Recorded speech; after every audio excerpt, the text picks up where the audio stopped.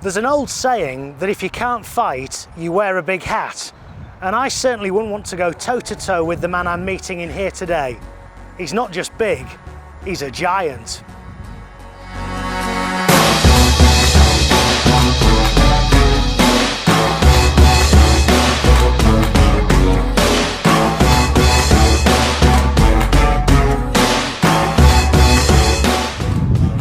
All right, Earl, thanks for coming down. No worries. Who's buying, me or you? The first one's on you. Okay, come on.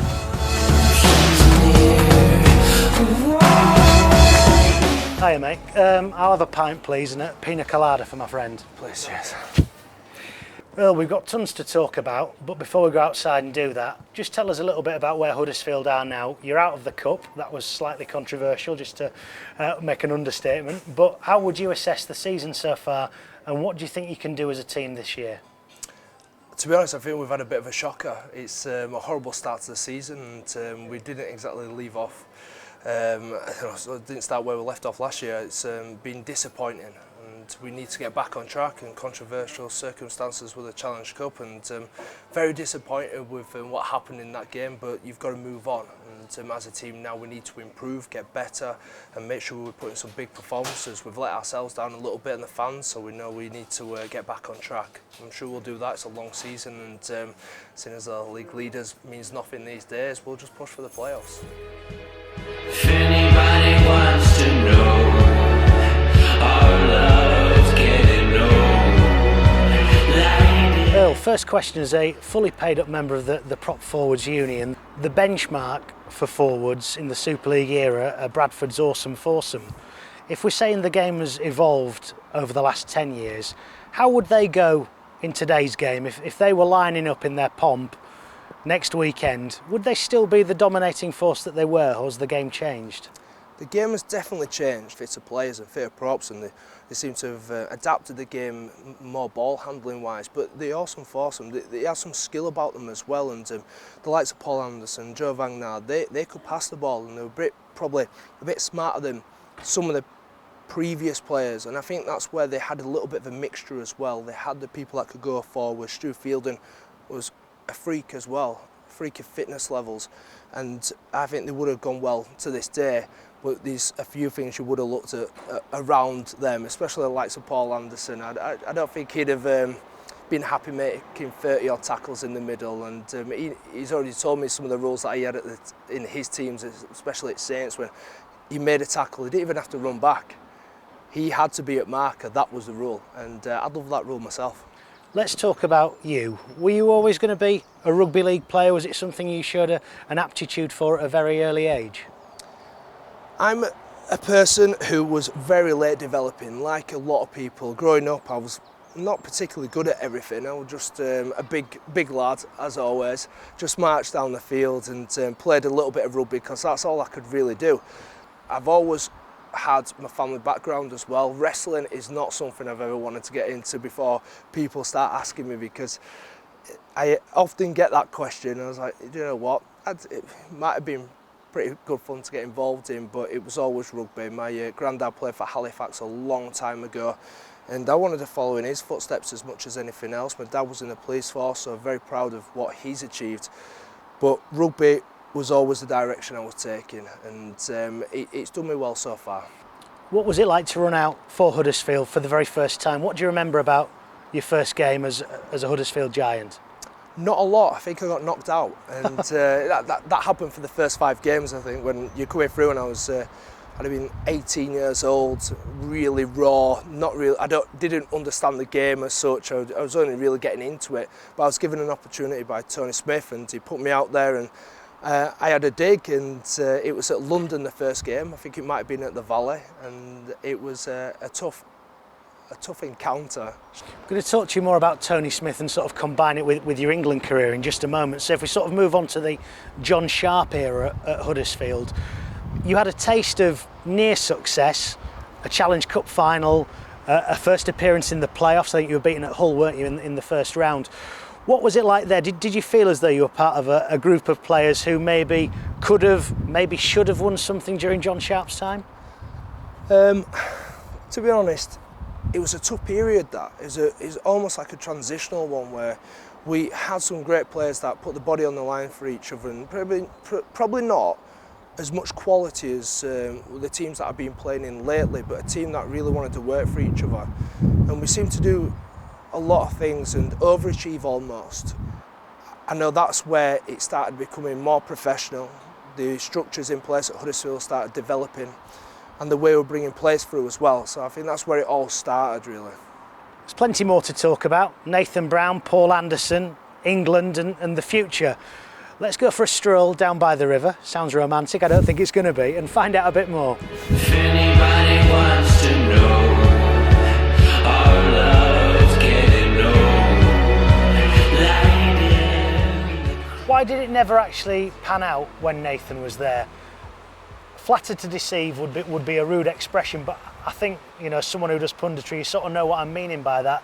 You were up there or thereabouts. You got to one game away from Old Trafford, but you never got over the line.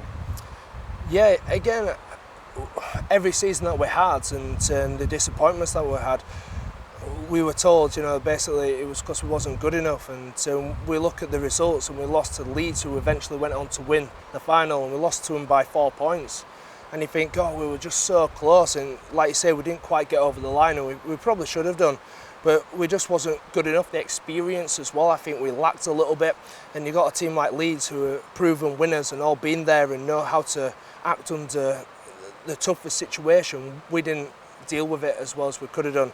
After that, it went a little bit stale with Nathan Brown being there, not so much his coaching as such. I think with all the off the stuff, talk about him leaving and then not leaving, and then players leaving and not leaving, and it was not good for the club, and there was a lot of speculation, and it was very difficult to work under those circumstances, and as a player you've got to keep going through it.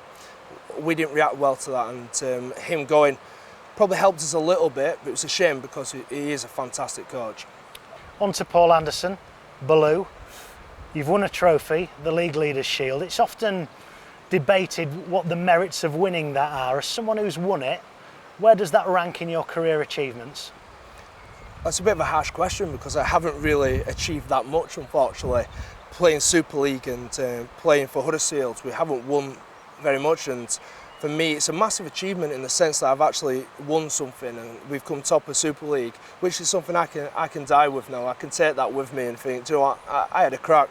But I've been at the Giants for a long time, wanting to make sure that we get as high up the table as we can do, and I feel like I've done that, but at the same time I don't feel overjoyed that I've won a trophy or anything. I really want one of the big ones, and so does the club, and so does every player that plays for Huddersfield. Did that affect you then, do you think? Do you think there were some people in the squad who, not job done, but were really so pleased to have actually won that, it affected your playoff push? I don't know really. Again, it's hard to say. I think that we just probably didn't have enough firepower in the last game against Warrington. And they were fantastic, yeah, again, and they have a great team with a good bench that come off and just give it to you. We were lacking again in troops because we were running out of prop forwards yet again, and we really struggled to match them physically. And I think that was our biggest issue, not the fact that we won this trophy. We was all hungry to win something else. I think it was a good season for us, but could have been a heck of a lot better. Still got England to talk about, still got this media career and the future. Let's go find another position. If anybody wants to know, our love's getting low. Earl, have you played enough for England? It's a tough question, that. Because, it's meant to be. Yeah, it's something I have thought about long and hard, and I honestly feel like I haven't played enough for England, but at the same time I feel like I have. And what I mean by that is I don't think I played enough games, and I would have liked to have played more, and there's a few instances where I felt like I was overlooked, and it wasn't the right decision. I feel like I was hard done to, but at the same time I feel like I've had enough. It's not something that I'm as passionate about anymore, and I know there's a lot of younger players coming through who could probably do a better job than me now anyway, because I'm nowhere near as fit as I used to be, as in physically, and the extra games take a massive toll on you. Let's talk about the media career. You're far more used to being in front of cameras than I am. You're also a dab hand at the radio. You do a lot of commentaries for Radio Leeds. How are you enjoying that? And is that something you would like to do more of in the future? I absolutely love it. It's fantastic, and it's a different side to the game that I've now seen, and I love being a part of that. And I've met some wonderful people as well who've helped me along the way, including yourself. And I'd love to be a part of it in the future as well. I'm trying to make myself an asset as well to Rugby League by doing all those things. It's about confidence, and I once turned down boots and all when I was about 20, and I regret that to this day because I was too scared to do it. I was too worried about it.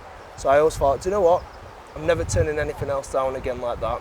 And it's done good for me. I think I've done okay off the back of it, and worked for BBC in the World Cup, which is one of the best experiences I've ever had. Something I'm a little bit more passionate at the moment, maybe because it's new to me, than I am about playing at times, because it's just a little bit less physical. I get to put my opinion across and enjoy doing it. I like to think I know quite a bit about the game. I've been playing a very long time. It's something I love. I'd love to be a part of Rugby League forever.